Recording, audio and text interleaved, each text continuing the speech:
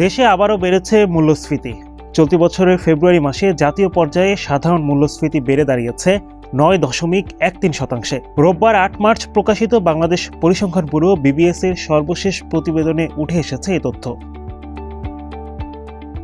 বলছে জানুয়ারি মাসে যেখানে মূল্যস্ফীতি ছিল ৮.৫৮%, ফেব্রুয়ারিতে তা বেড়ে দাঁড়িয়েছে ৯.১৩%।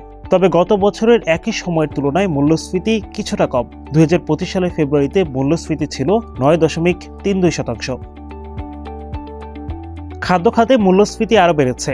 ফেব্রুয়ারিতে খাদ্য মূল্যস্ফীতি দাঁড়িয়েছে ৯.৩০%, যা জানুয়ারি মাসে ছিল ৮.২৯%।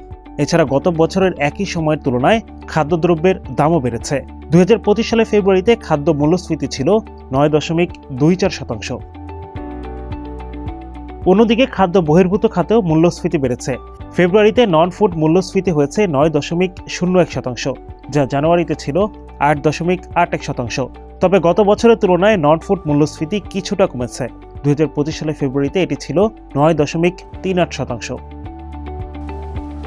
বিশেষজ্ঞরা বলছেন, খাদ্যপণ্যের দাম বাড়তে থাকায় সাধারণ মানুষের ব্যয় আরও বেড়েছে। ফলে মূল্যস্ফীতি নিয়ন্ত্রণ এখন বড় চ্যালেঞ্জ হয়ে দাঁড়িয়েছে অর্থনীতির জন্য।